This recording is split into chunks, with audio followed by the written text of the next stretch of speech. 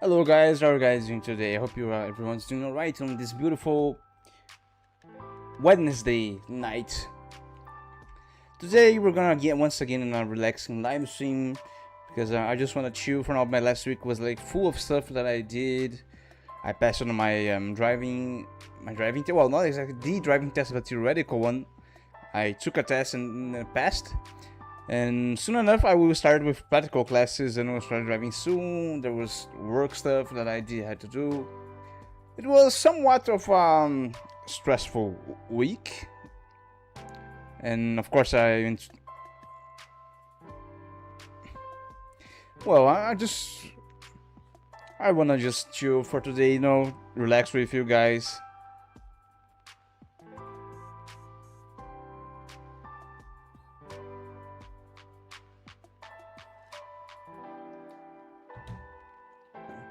Well, I'm choosing some random stuff so that we can watch and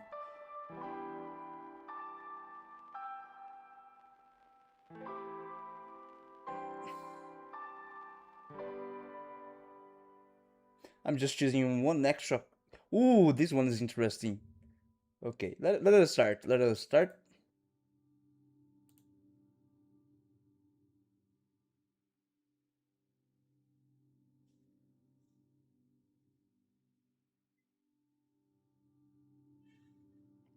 Where is it? Here we are.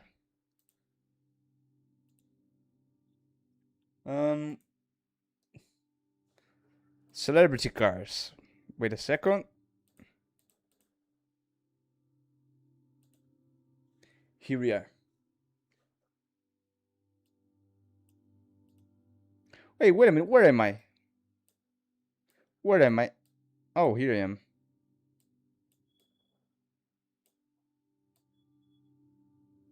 Finally. Celebrities have garages worth millions, but their daily cars will genuinely blow your mind. Let's see which one has the best car. Take Jackie Chan. With his fame, he could daily a Bugatti if he wanted. Instead, he rolls around in a Mitsubishi Lancer Evo 9 Jackie Chan edition. Hey, that's not bad. Mitsubishi 9. Mitsubishi.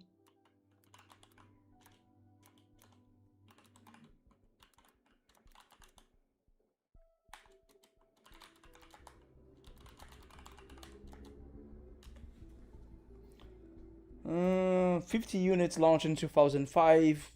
Carbon fiber, the aerodynamics, same original engine. Wait, let me see how powerful that thing is.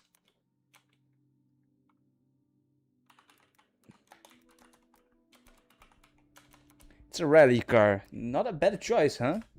Excellent choice. Oh, that's not bad. That's not really. That's good. Nowadays, people think that you need 300 and 500 horsepower, even 700. And while it is nice to have lots of power, sometimes 200 and 220, 250 are already good enough. And 280 is not. It's not a number to laugh at, you know. Plenty of cars nowadays don't even reach those numbers. A car so rare that Mitsubishi built only 50 units, and they literally named it after him. It's a collector's treasure, yet he treats it like a simple grocery getter. Then you've got Batman, Christian Bale, a $120 million actor, but his daily driver is a Toyota Tacoma. No luxury badges or exotic engines, just a rugged pickup that screams practicality. Toyota Tacoma.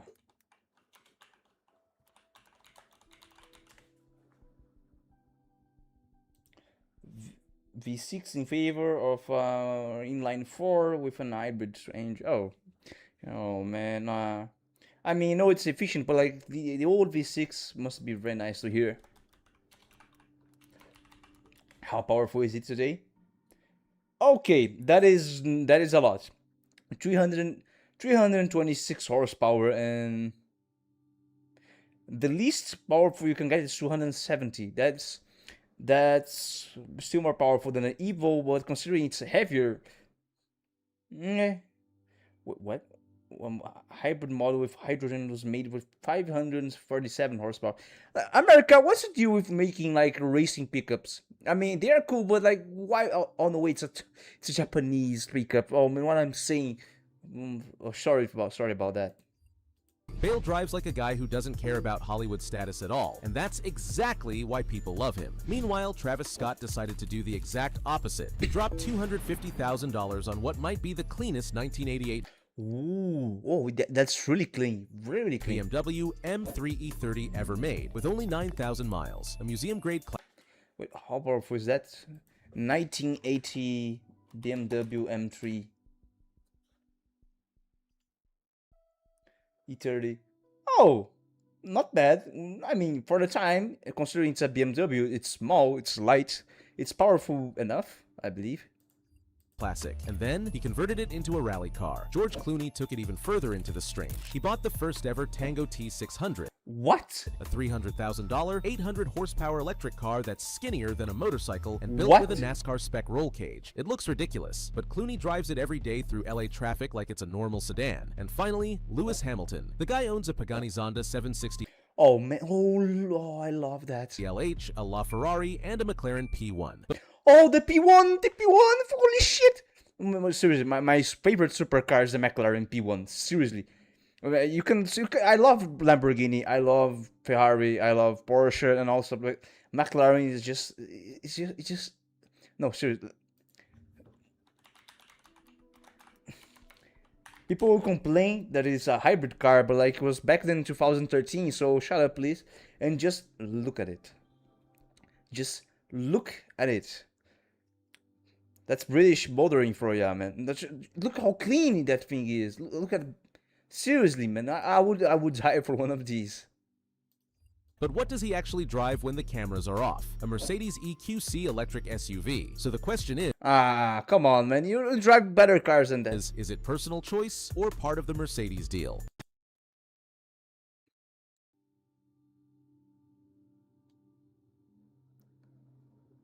If you're in the business of developing and producing cars for decades, centuries even, year in and year out, trying to figure out what people want, trying to keep up with the trends, as CEOs and staff and departments come and go and evolve, there's just no getting around making a stinker every now and then. This video is about the ultimate stinkers because we're looking at the worst vehicle from every manufacturer. And this isn't just their worst car from, you know, the 2026 lineup or whatever. This is the company's worst vehicle of all time, the biggest dud ever from each manufacturer. Let's see. Note that I am focusing on manufacturers that are still around. So put on your seatbelt, get a nice cup of whatever you like to drink, get ready to comment your opinions down below. This is probably going to be a wild one. Now, before we get into the list, I know a lot of you guys are into not only cars and automotive history, but also watches. Many of you have found your way over to my watch channel. Well, I've got the perfect cross stitch. No. If you're afraid, wait a second. Oh. Graph pays tribute to the 9. Okay, that's really expensive. Nah, I'm not gonna. Eat clutch racing. The 6 and this after the visually 140 last. These watches are so cool. Fan of this watch, which asked this, and by big thanks in manufacturing has to be specifically Ford. The worst vehicle to ever bear the Ford name has to be the Mustang II. I know for a lot of you there's the Pinto, a car so cheaply designed. It was not only prone to exploding, but a slow rear-end collision could literally kill passengers. And yes, the fun fact, that happened because they placed the gas tank on the rear, so if you hit it, it can explode. This project was a massive business failure, but the early Mustang II especially was offensively bad. It took the name of one of the greatest American cars ever and slapped it on that horrible Pinto platform with wheezy little 4-cylinder.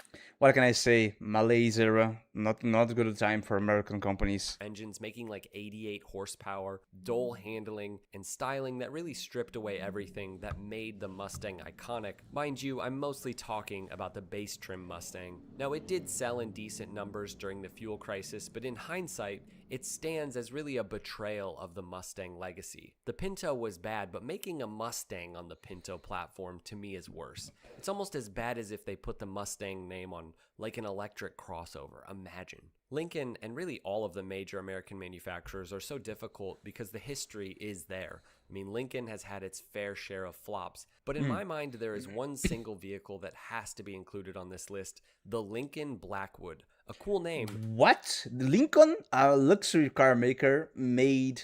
By the way, Lincoln's from Ford, so yeah, they made a pickup. But a poor execution of a vehicle in almost every way. Introduced in 2002, the Blackwood was Lincoln's attempt to capitalize on this emerging luxury SUV truck market. But it was the execution that made it so bad. While marketed as a luxury pickup truck, it didn't really have any of the features that truck buyers actually wanted. Most notably, it had no four-wheel drive option, which made it essentially useless for, doing truck things. Its truck bed was covered with a non-removable, power-operated tonneau cover and lined with carpet and stainless steel trim, making it basically impractical for any real utility. Fake wood grain paneling that people found really tacky and out of place. And priced at over 52 grand, an eye-watering sum at that time, it failed to offer either the ruggedness expected from a truck or the polish that you expected from a luxury vehicle. Consumers didn't bite, and Lincoln ended production after just one model year with fewer than 3,500 units sold. The Blackwood was a clear example of a vehicle trying to be everything at once and ending up being good at nothing. And it also really showed that traditional luxury elements wouldn't be enough for this new luxury truck market. For whatever reason, luxury truck people, they want all the crap that they'll never... That's why Ram exists. Dodge Ram. The Ram practically became the Mercedes of pickups because they're ultra luxurious pickups. Use. Now, it's difficult to talk about blunders in automotive manufacturing without mentioning the Chevrolet Vega. Now, sometimes cars are major misses solely because of lazy execution. That wasn't necessarily the case with the Vega. Its aluminum engine block was innovative on paper, but it was totally inadequate in practice, warping and overheating without proper cooling, leading to head gasket failure, oil burning, and often just full-on engine death. Pair that with atrocious rust issues from missing fender liners and poor rust proofing, faulty rear axles, throttles that could jam, just a rushed development process that I guess wasn't concerned with quality control, and you get what many consider kind of the archetypal American lemon from this era. Listen, the 70s was a rough time, especially for American manufacturers. The first generation Buick Enclave is often regarded as Buick's worst vehicle ever, and really it's the 2008 model in particular that racks up the most reported problems, frequent transmission failures, stretched timing chains that damage the engine, power steering malfunction, and just a whole host of electrical gremlins, bad gas gauges, lift gates, HVAC actuator failures. Reports have shown that these issues crop up. Oh man, I'm glad that Buick still exists, but they only sell sedans and coupes for the Chinese market. So I heard people in America are actually importing models from China because they only have access to SUVs in America. Up early for these vehicles. So if you're perusing used cars and you stumble upon a low-mile 2008 Enclave, just keep scrolling. Don't be tempted. It's not worth it, even if you fancy yourself a mechanic. Of course, GM as the umbrella company is partly responsible for these cars, but has GMC specifically had any truly horrible vehicles? Well, as a whole, I don't think GMCs are very highly regarded anyways, but it's the first generation Acadia that has to be mentioned, affectionately known by mechanics as the official car of blown engines. A good way to test the quality of a vehicle is to just look around and see if you still see them. If a car is only a decade or a little more old and they're nowhere to be seen on the road, that's probably not good. That means that they all blew up or were thrown away, and that's pretty much the case, especially with these first-gen Acadias. They all just exploded. The Cimarron might be not only the worst Cadillac ever, but perhaps the worst luxury vehicle of all time as well, and the worst example of badge engineering. It's just everything wrong with GM in the 80s personified in one car. Essentially, this was the J platform with just some chintzy fabric upgrades. It was a Cavalier with leather interior and nothing else, and the Cavalier at this time wasn't good. And in many ways, this was the beginning of a turn for Cadillac away from their great heritage as the American luxury brand to making a lot of overpriced garbage. Leaving the big block V8, poor build quality. The Cimarron is the worst Cadillac because it was the first Cadillac. I mean, at least it's still alive. To not really be a Cadillac. All right, let's talk about Jeep. No, way too much. Okay, the video was way too long. I'm not gonna... Big Smoke order from GTA. Oh man, I love this guy. He actually makes really fun, nice food videos. Let me. I'm just gonna. Let's see. Let's see.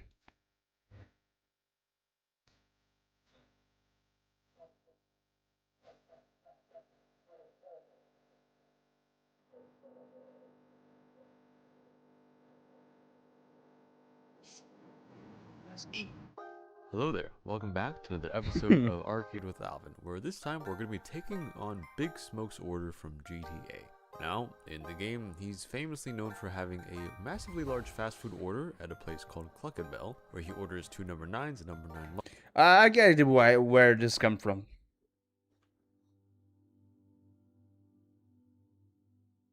large, number 6 with extra dip, a number 7, 2 number 45s, 1 with cheese, and a large soda, which is a lot of food. And after some digging and after doing some research by watching many people's wonderful analyses on both Reddit and YouTube, we have come up with a somewhat concrete plan to take this on and take this into I wonder how much I actually had to research for to find what foods the world of food. This episode is sponsored by AG1. AG1 is a daily foundational nutrition supplement that supports whole body health. AG1 is great for jumpstarting my day with everything I need to tackle a day of shooting or editing. I love a good healthy habit, and drinking AG1 daily is another thing I can get behind. AG1 is full of micronutrients to keep my body nourished all day, every day. It keeps me focused while also giving me energy. If you make drinking AG1 a part of your daily ritual, you're setting yourself up right. You're supporting your immune system with 75 vitamins, minerals, and antioxidants. You'll find that by drinking AG1 regularly, you'll have improved focus, mental clarity, and concentration. Big bonus for this time of year, AG1 supports immune health, giving you your daily dose of vitamin C, zinc, and more. Head to the link in the description below to get a free bottle of AG Vitamin D3 plus K2, plus 5 AG1 travel packs with your first purchase of AG1.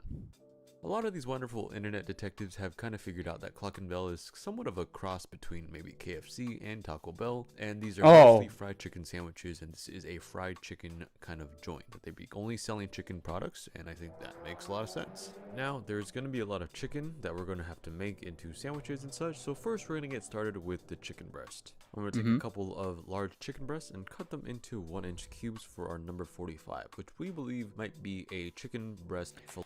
Ooh, I love chicken. Like seriously, chicken is really nice to eat.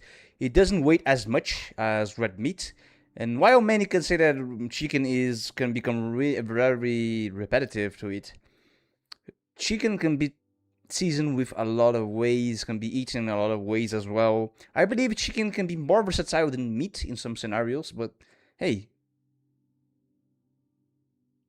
Kind of sandwich, more like that ground chicken patty mixture you might find at certain fast food restaurants. After that's cut into cubes, we're going to make our seasoning mix to season all of our food. This is going to be about 1/4 cup of paprika, 2 tablespoons of garlic powder, 2 tablespoons of onion powder, a tablespoon of ground mustard, a tablespoon of dried thyme, a tablespoon of black pepper, and a heavy handful of salt.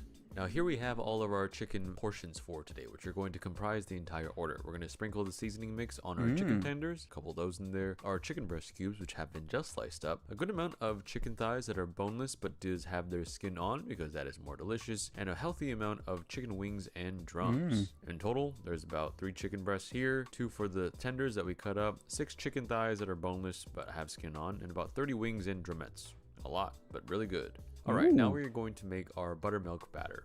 Our wet dredge is going to consist of 8 egg whites and 4 cups of buttermilk that we're just going to simply whisk together and season with a bit of our seasoning mix. And we're going to make our dry dredge, 6 cups of flour, 1/4 cup of cornstarch, and a healthy handful of our seasoning mixture as well. We want each step of our flavor to be thoroughly colored and seasoned all the way through.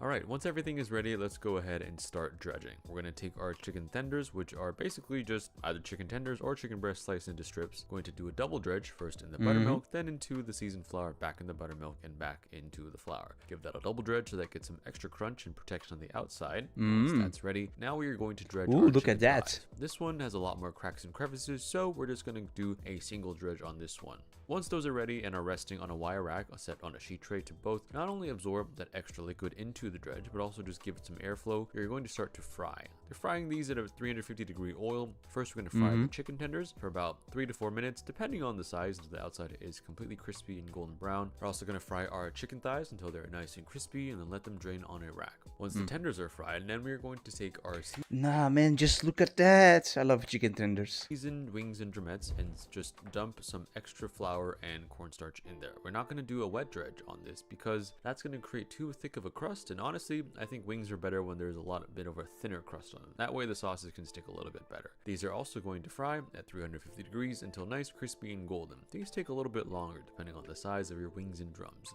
I fried ours for about 7 minutes or so until they're completely cooked through and the skin is nice and crispy. And the wings and the drums are going to be our number 6 for the Big Smoke's order because they asked for extra dip, which I'm guessing is a nice saucy wing with some dip. Probably somewhat of a play on buffalo wings and ranch dip, but instead of... But wait, who is gonna eat all this stuff? Like, seriously. I mean, sure, when you make seafood, but the crew, the production. Buffalo, I thought a hot honey would be nice on a chicken wing because that sounds honestly a little bit more delicious. So that is exactly what we're gonna. Just a little bit, honey. No, I'm gonna put the entire thing. More delicious. So that is exactly what we're gonna do. No real measurements here, just a good amount of honey combined with a healthy tablespoon of whatever spicy stuff you have. Chili. For some, that really looks good. I would make that sauce. Like, I really like some spicy and sweet stuff. Oh man. Seriously, man. Crisp, clobbering chilies, anything that might seem a bit spicy. Could even be chili flakes, chili powder if you want it to be that. Once this has reduced, we're going to glaze all of our freshly fried wings and drums and toss that with about 2 to 3 tablespoons of butter to get a nice, delicious coating on every single healthy, definitely not. Delicious, absolutely. crack in every single crevice and every single wing. All right, pretty good. Let's also make sure to add some salt just in case we need a little bit more flavor in there as well.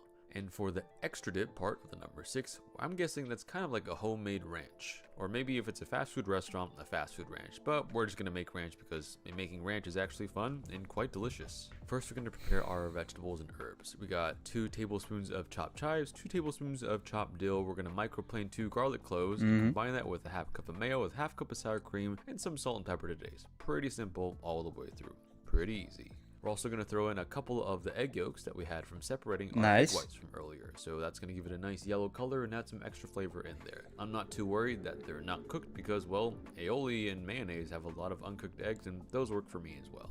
Once our ranch is ready, then we're going to get started on some fries. Now, I'm assuming that pretty much every one of these items that Big Smoke orders is a meal, like a number 6 or a number 7 usually isn't just a sandwich on an item on a menu. It is somewhat of a sandwich plus drink plus fry combo. I'm guessing all of these things come with fries, so we're just going to go ahead and make a lot of fries. Got some russet potatoes here. Who's gonna eat all that stuff, man? Them and chop them into thin batons and let them blanch in some cold water until we rinse off all that excess starch. Once that is all rinsed out, we're going to let that dry on some towels and then give them a thin coating of cornstarch to absorb any excess liquid and give the surface a little bit more crunch before frying in 350-degree oil until nice and crispy, hitting them with a little bit of salt as they come out of the fryer. Pretty standard. Okay, back to the number 45, our chicken breast filet burger. So I'm going to take these chicken breast cubes and food process them with 2 eggs, a good amount of salt, with a little bit of breadcrumbs to make almost like chicken nugget or chicken patty style fast food things, because this is the kind of thing you might find at a fast food restaurant. I'm going to shape these patties pretty largely, about the size of my palm. I mean, I would actually prefer to eat something like this because it's definitely not fast produced. It is made with, well, he is actually doing it. It's not just like buying frozen stuff and just throwing in oil. No, it's actually preparing stuff. So probably tastes even. It's called what I call gourmet fast food. Like, you take a fast food and make a gourmet version out of it. Or so, going to chill these so that they're a little bit more malleable and manageable, and then we're going to give them that same dredge again. These chicken patties are going to get dredged, battered, and fried again at 350 degrees until a nice golden brown on the outside and cook through, and then set aside to cool. Okay, so to start, we're going to start by assembling our 2 number 9s, which I think are a double stacker from the chicken thigh point of view. We're going to take 2 buns. I'm just going to use store-bought buns here because I think that's what a fast food restaurant would make. Then we're going to place down a piece of lettuce, 2 chicken thighs, some sauce, which is our homemade ranch, which go really well, and a couple of pickles on top plus the top bun. Those are our 2 number 9s. Now we're going to assemble our number 6 with extra dip, a bucket of honey glazed chicken wings with some hot honey. served with an extra serving of this homemade ranch. Then our number 7, which is somewhat like a chicken snack wrap. We got a large flour tortilla, some lettuce, some cheese, some sauce, and 2 of our chicken tenders that we fried up earlier. We're gonna roll that up and present that as a wrap. Our number 45, we're gonna assemble the same way. We got the buns, we got the lettuce, we got the chicken breast patty that is kind of like a giant chicken nugget. One has cheese, one does not, so we're gonna make sure that distinction is made. Hit it with some sauce, pickles, and top bun, call it a day. We're also making sure we put our fries inside these nice Cluck and Bell custom boxes made by Tony, because he was really good at this stuff. But make sure that the number 9 comes in a box full of fries, because that to me is not a large sandwich, it's a large fries. Alright, so after we have presented Big Smoke's order, here's what we got. 2 number 9s, which is a double stacker chicken thigh sandwich. We got 1 number 9 large with large fries. We have a number 6 with extra buttermilk ranch, homemade on the side. 1 number 7, that's a snack wrap. 2 number 45, one with cheese, one without. So that's our chicken breast filet patty, and a large soda, which has to be none other than Sprunk. Alright, let's give this a taste. I'm gonna go straight in for the wing because I've been eyeing that all day. These are delicious. I can't really say anything wrong about this. The skin is crisp, the batter is thin, but the sauce sticks so good. It's hot honey, it's salty, it's sweet, it's delicious, especially with a little bit of that sauce. Alright, let's give number 45, that chicken breast filet sandwich, a cross section because Tony and Rachel wanted to. Oh, so actually he eats with his screw after he makes it. Nice and bouncy. Rachel tasted it. I think she liked it. So did Tony, but we were curious to see if any of the other things would taste a little bit better. So we're gonna move on to the burger that is. Oh man, oh they're really. Oh, why did these games look cooler in the 2000s? Just one more food video because I like it and he really cooks really well. And every meat burrito, every steak, marathons, cook along, BTU shorts with baddish, football fusion, street food with senpai, arcade, ooh, made from video games, huh? Anime. Already saw one made with arcade, so I'm gonna go with anime. Okay, now let's see what else we can do here.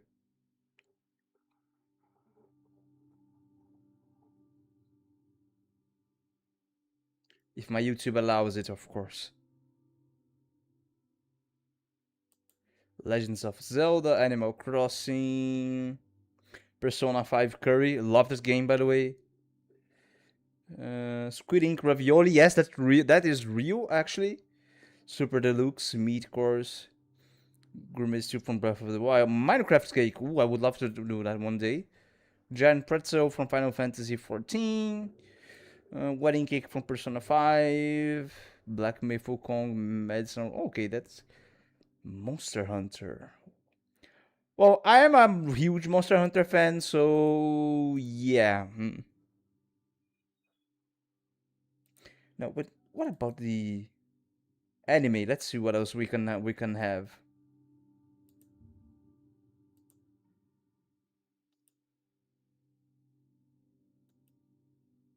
Food Wars. Attack on Titan, Ichiraku Ramen, Souffle Pancakes, Giant Onigiri. That really sounds good. But hey, I'm gonna stick with this one right here.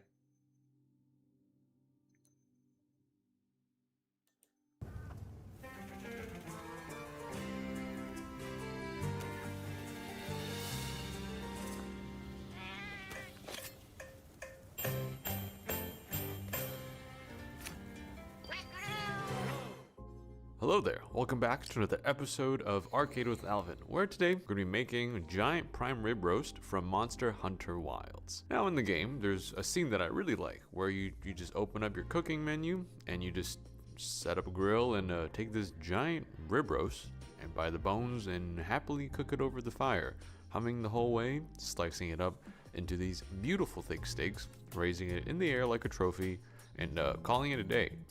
I think that's what we're gonna do today. So we have sourced a beautiful 5-bone roast, essentially a tomahawk roast, and it is actually a little bit of dry age on it too, which I think is pretty on brand with the game. The marbling is really nice, and we are very lucky to be able to work with this beautiful cut of meat. So let's treat it with the respect it deserves. by roasting it over an open flame. Let's just see how that goes. So first things first, because this is a dry aged piece of meat, even though the butcher did a very good job at cleaning up a lot of those funky bits, there's still a couple of little patches that I think would probably be better if we take those out. I like a nice balance between a dry aged flavor and still the regular flavor of the beef. I don't want it too strong, so any of these bits that look a little funky or a little dark, kind of on the gray, black, blue side, I'm gonna trim off just to be safe. I also don't like a lot of excess fat on the roast. I think some fat is nice as a fat cap, but I think every time people eat steaks or prime rib, we always kind of leave that chunk of fat on the outside on the plate anyway, so I like to cut that off beforehand and also expose some surface area for more seasoning to actually penetrate the meat rather than having it stay on the fat that gets cut off. So after doing a little bit of cleanup, we're gonna save some of these larger chunks of cleaner beef fat to use for cooking later. Now, to season this roast, I think typically people just use salt and pepper, but because this is Monster Hunter Wilds, let's use some more ingredients from the game. First, just start off with a good amount of salt, and then throw in some wild herbs and monster chili, as well as some black pepper. The wild herbs, dried parsley, I would say that's the closest to the visual we have. And monster chili, we're just using red chili pepper flakes, which maybe we got from a monster. Yeah, that works. Once the rub has been made, I'm going to apply that evenly all over the beef, trying to make sure that we coat all those nooks and crannies, because this is going to need a lot of seasoning. This is a large piece of meat, and I think the more the better. And to be fair, when it comes to making something large like a rib roast or a prime rib, because you're only seasoning the outside, I think the best way to season this is go heavier, because the crust is kind of everyone's favorite part. Okay, now we're going to go ahead and take this outside and start cooking to get our meal effects going. So Rachel has built us this wonderful flame, but this is probably my favorite part. We have these wonderful fireproof gloves for safety. I'm just gonna go ahead and pick this giant rib roast up and hold it over. Oh god, this is so heavy. Oh my god. Yeah, man, just like the game. Which usually is not an issue if you're just lifting it normally. However, I'm holding it by the bones, and if you don't know physics, that kind of makes the strain a little bit more difficult, because then you're just kind of using your wrists and your hands. And I'm not as strong as the protagonist you play in Monster Hunter. I've not slayed that many dragons and other beasts, so there's a little bit of a strength discrepancy between what they're probably doing in the game and what I am doing now. This is also kind of an awkward position. Yeah, let's flip this over, try to get more of that fat cap in there to get a nice color on that. Man, this is real heavy. In the game, you just kind of happily hum while you rotate the beef over the fire for like 3 seconds and it's done. But this is proving more difficult than I thought, as I myself am not smoke-proof nor fireproof. And it seems like every time the beef is over the fire, the fat drips down, causing the fire to grow a little bit bigger, which is good for the beef, not as much for my hands and me. But the good thing is we are getting quite a quick sear and coloring on a lot of these good areas. So after a couple minutes of positioning, maneuvering, taking lots of breaks and shaking my hands because they're kind of tired, I've decided the best way to move forward is, instead of cooking this whole thing over the fire, which would probably require some sort of hanging rotisserie setup, which sounds pretty good. In most of the rides, you do have an equipment for that. You just don't hold the meats on the fire. You actually have a really nice I'm nice equipment that you stick the meat with and you spin around without needing to hold it. I think we should compromise by getting a nice sear on the outside and going inside and finishing it in the oven. So that's exactly what we're gonna do. However, let's just admire the little sear we got. Kind of like the color, and the smell is smelling really good. So I think we're off to a good start. Let's acknowledge our gap in Monster Hunter strength and just use conventional machinery. Okay, here's the roast after getting a good sear on as many sides as I could. And now that I'm thinking about it, the fat has already started to separate a little bit, but because one side of the rib roast is larger than the other because of the way that the rib meat works, I'm going to just trim off this wedge of fat, just because 1, I don't think people want to eat that, and 2, I think it'll actually make this cook a little bit more evenly, considering that the rib roast tapers a little bit towards one end. We're going to trim off those chunks of fat, but also save them in case we need to use that later. I have a good idea for what we can do. And then this is going to go into an oven at about 300 degrees until the internal temperature of the roast reaches about 110. I'm counting on the residual carryover heat to raise this about 10 degrees, so 110 is usually what I aim for in large roasts. So there's actually a couple of village meal scenes in Monster Hunter Wilds, which are these very delicious, huge spreads of glorious food from all sorts of areas around the world. And I think one of them could actually work really well for this. There's a scene where you have a meal with the Seja village, and they kind of take out this large meat roast, they cut it in thin slices, and it's wrapped in lettuce leaves with a nice brown sauce topped with scallions, and they also crack this onsen tamago, or some really soft cooked egg on the side. That kind of reminds me of Japanese barbecue and Korean barbecue, so let's kind of aim for that direction. I think it would be fun to make a sauce. So let's start with that brown looking sauce that they spoon over the meat. Now this sauce should definitely go well with some rich fatty meat. I'm guessing something like an onion based sauce. So I'm going to cut up a whole red onion into small pieces and then go over to the stove where I'm going to take those trimmed off beef fat trimmings from the roast earlier. After that renders down into beef fat, we're going to throw our onions in, give that a nice saute once they're nice and brown and not all the way caramelized. I'm going to eyeball some gochujang, some soy sauce, some rice vinegar, some Chinese black vinegar, and some honey. That way we have a little bit of spice to emulate the Korean barbecue style sauce. We have some soy sauce for our salt. We have vinegars for our sourness, and we have honey to balance that out. I kind of like this combination of sauce. It's something I use for pretty much everything, and it goes especially well with meat. Now, once this is all good in there and started to reduce and looking a little sticky, I'm going to take this off the heat, put that into a bowl, and immersion blend this. So that way those chunks of onions can kind of turn this into a more smooth sauce, like the one we see from the game. I'm sure it would be great if you didn't have to immersion blend this, and it would probably be really delicious with those chunks of onions, but I think the smoothness of a sauce, especially for a lettuce wrap, makes a little bit more sense. Okay, after a few hours, our beef has now reached 110 in the middle. Let's take this out and just look at that outside for a little bit. Something about a nice, well-browned meat roast look at that, is always man. going to be something that I would like to pause and appreciate. It smells wonderful in here. You've also noticed that because of the heat, some of the fat has started to separate. And usually when you have large roasts or any kind of large steak, once the meat starts to contract and the fat cap starts to crack and render down, kind of exposes some of the inside. So I like to make sure to hit that exposed side with a little bit more seasoning rub, just to make sure that we have a lot of flavor going on here. And once this has rested for quite some time, at least an hour or so, let's go ahead and cut it open, kind of like they do in the game. You have this whole giant roast in front of you, and you take a knife and you cut a thick steak off for yourself. That was pretty satisfying. See the inside? But the center looks pretty good to me. I like my beef this way, so that's the way we're gonna do it. First, you gotta raise it like a trophy, like you do in the game.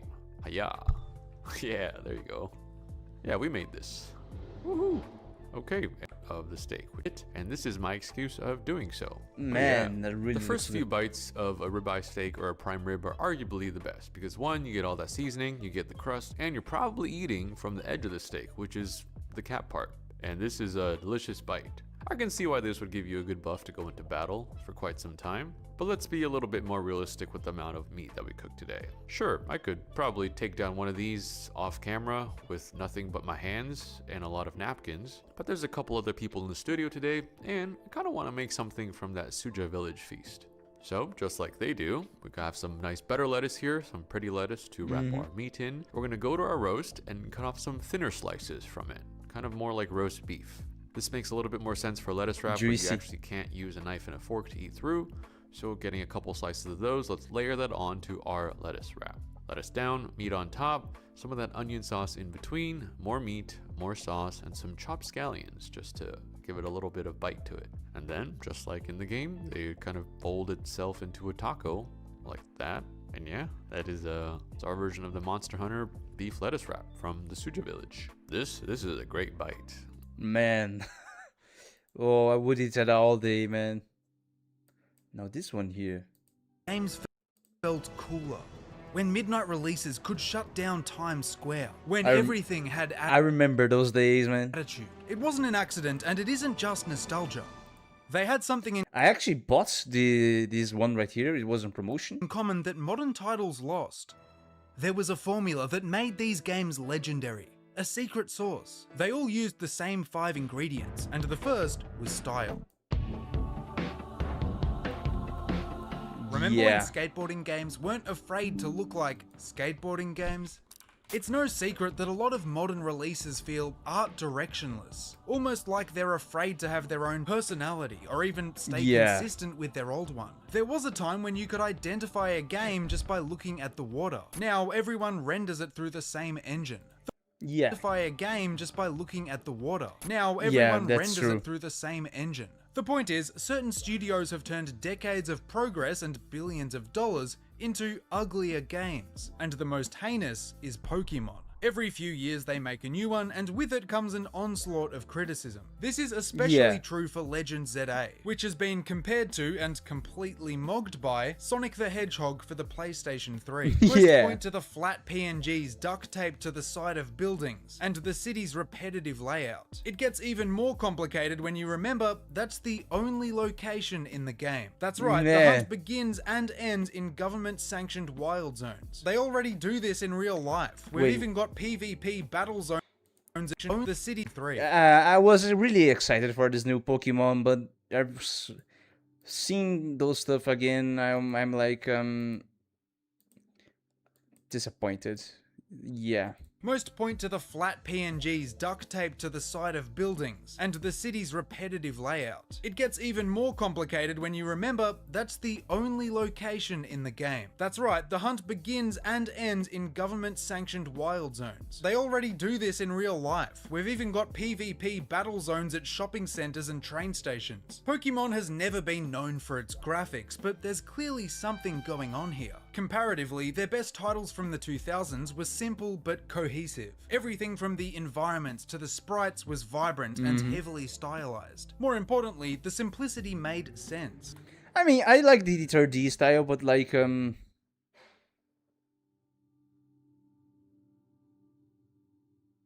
but I understand why people also like the there's the Pixel era. The games looked complete within the limits of their hardware because the art direction embraced those limits. On the other hand, the art direction for the new games isn't consistent or polished enough to be passable within the medium. 3D has a much higher ceiling and expectations are still through the roof. They've ended up in this awkward limbo where they're taking the worst from both worlds. The Pokemon are dulled down to look more realistic, but they still freeze and dissolve instead of flying away. I feel like it'd be infinitely better to pick a lane and stick to it, even at the cost of realism. That being said, the game is surprisingly fun, and I'll say the same for the new Skate title, which has faced even more outrage online. When the original dropped in 2007, it presented Skate 2007. Boarding through a gritty documentary-style lens. They wanted the games to feel like a street part filmed with a shaky handheld camera. Sure enough, combined with the presence of real-life pros and a grounded storyline, it captured skateboarding culture in a way that its competitors couldn't. The next two titles kept this identity alive, or at least occasionally alluded to it. They knew what they were and they did it well. However, in 2025, we got this.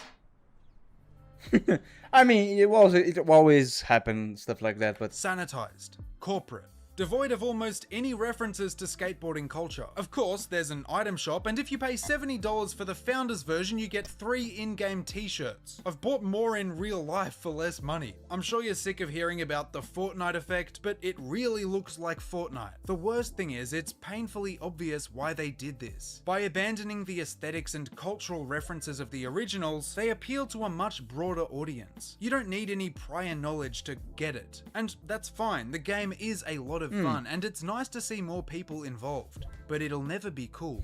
At least not in the same way as the earlier entries. Getting a more realistic peek into skateboarding was intriguing, especially if you didn't understand it. They didn't feel soulless because they chose a style and committed to it unapologetically. This certainly has a style, but it's got fuck all to do with a game called Skate and everything to do with a game called Money. Anyway, style alone doesn't explain why older games felt cooler. There's something studios always miss when remastering games from the 2000s. The atmosphere. It's easily the most important ingredient, and I'll tell you why. For me, it all starts with the environments. In the 2000s, every second title had jungles and temples, tropical beaches, an obligatory snow map with penguins. It placed a focus on exploration and adventure, which was reflected in the heavy hitters at the time. Games like Tomb Raider, Halo, and Far Cry all had you trudging through dense Far Cry 3 was really damn good. Really. Perhaps the best game of the franchise, best villain. Tropical jungles and ruins. But it wasn't just the types of locations that made the atmosphere so strong. It was the variety. Believe it or Yeah, but why so many beaches though? Or not, Halo used to have more than one biome. In 3, you were taken through deserts, rainforests, alien ships overrun by the flood. By the end of the game, you really feel like you've gone on a journey, a great journey even. This might be a weird take, but despite its linear structure, it actually feels more open to me than an open world game. With Halo Infinite, you're free to explore everything, but if you just turn around, you'll realize you've already seen it. The scale is smaller. On the other hand, giving us snapshots of diverse biomes and environments makes it feel like we're simply getting glimpses into a much larger universe. The war doesn't just start and end when you log in, but where Halo made war feel endless, Call of Duty made it feel immediate. The earlier titles had an unmistakable atmosphere that left a permanent mark on gaming history. I don't care about how they fumbled it, I think that's pretty clear by now, but I do want to know how they built it to begin with. What made mere menu screens so iconic and missions so memorable? Well, let's go back to 2008.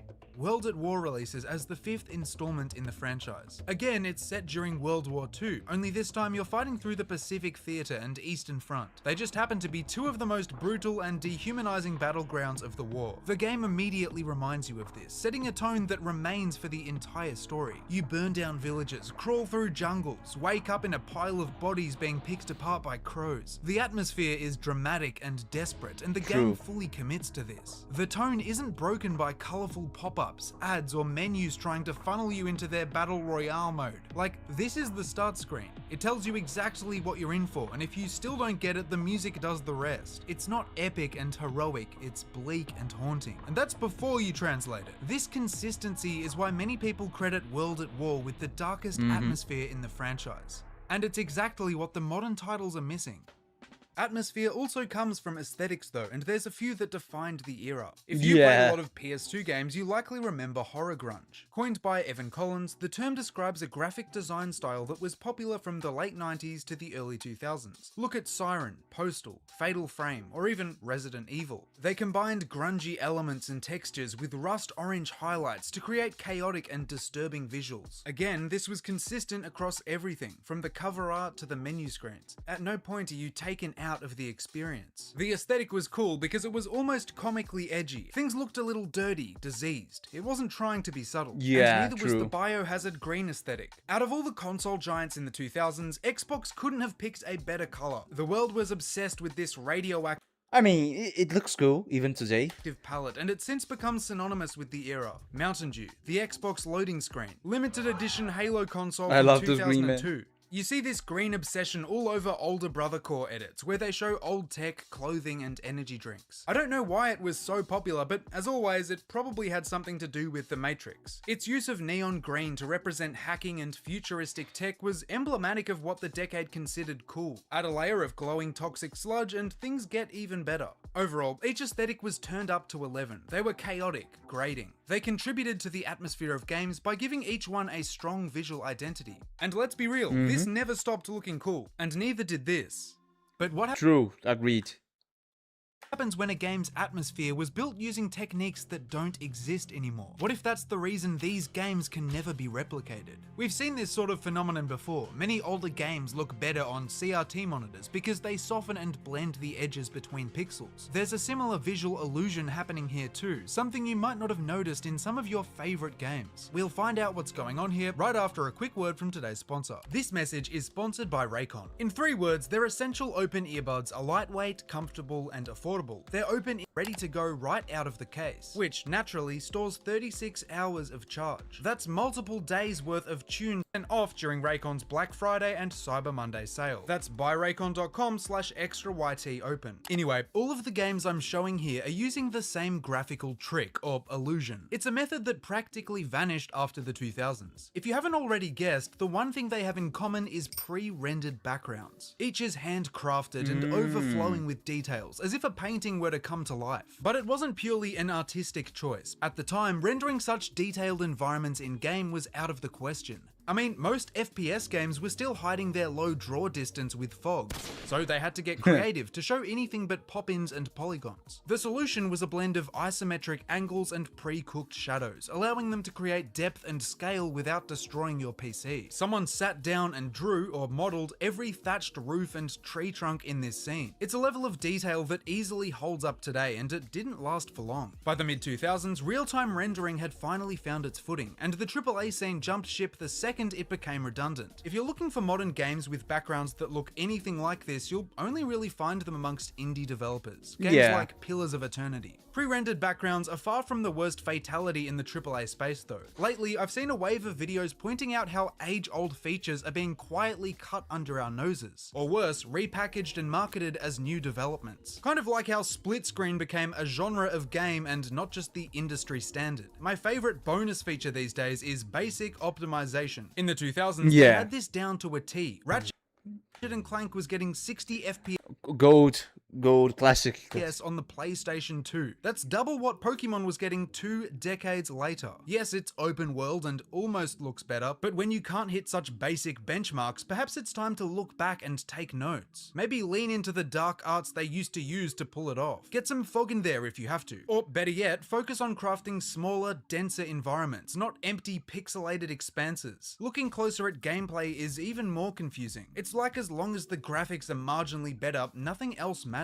Problem is, this quest to make games look as realistic as possible is at the cost of features that make them feel alive. Like dynamic destruction. When was the last time you crashed a car and the hood crumpled up or the bumper went flying? It's insane to me that this level of detail is just as novel today as it was in the 2000s. Compare Battlefield Bad Company 2 to Battlefield 6. Sure, the latter looks better, but the way buildings collapse and crumble in Bad Company holds up a little too well. It doesn't feel like a 15-year difference. Even coding AI is somehow a Herculean task for modern studios. How can any AAA title ship with enemies that don't seek cover or pathfind properly? When the Flood first appeared in Halo CE, they weren't scary because each tentacle was rendered in 4K. It was because they were inescapable. They'd traverse walls, doorways, and even dead bodies to get to you. Simply walking behind an object or leaving the area didn't guarantee survival. This isn't the industry standard, and it takes the edge off a lot of encounters in, say, horror games. Who cares how terrifying someone looks if they're traversally challenged? Keep in mind, I'm not suggesting these features were always implemented seamlessly in the 2000s. That isn't the point. The point is, they were there.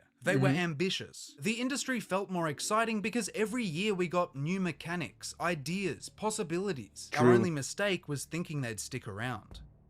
So far, we've covered style, atmosphere, and lost features. However, we still haven't covered the most unhinged part of 2000s games: the advertising. And I'm not just talking about the bizarre brand deals and campaigns of the 2000s. After all, promotion begins when you first lay eyes on a game. Developers have a single rectangle to sell you the world, and they don't make them like they used to. When I think of iconic box art, almost every example that jumps to mind is from the 2000s. The Halo trilogy, Kingdom Hearts, the Xbox and PlayStation 2 had legendary lineups. Just look at the distressed fonts and visuals of the Silent Hill games. They create this ominous vibe that perfectly captures the experience of playing them. Designers were obsessed with dark blues, chrome, and edgy typography. Of course, we still get some clean box art, but it doesn't have the same raw energy as it used to. It also doesn't matter as much anymore. When was the last time you went to an EB Games with a gift card and bought a physical copy? That's a really good question. Quite a while ago, actually. Quite some time. The last physical copy of a game. What was it? No, man. Oh, it was Final Fantasy 16. Yeah, the last physical copy of a game that I bought was like 4 years ago. Yeah, it's old as hell. Man.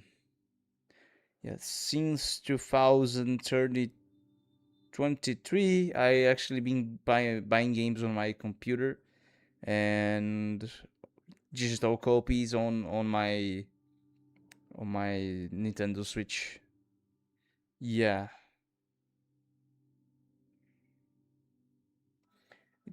it's amazing how I never bought a physical copy of a game. Well, unfortunately it's getting late for me right now. I'm gonna have to finish the live stream, but I'm glad you guys came to see me. See you guys around.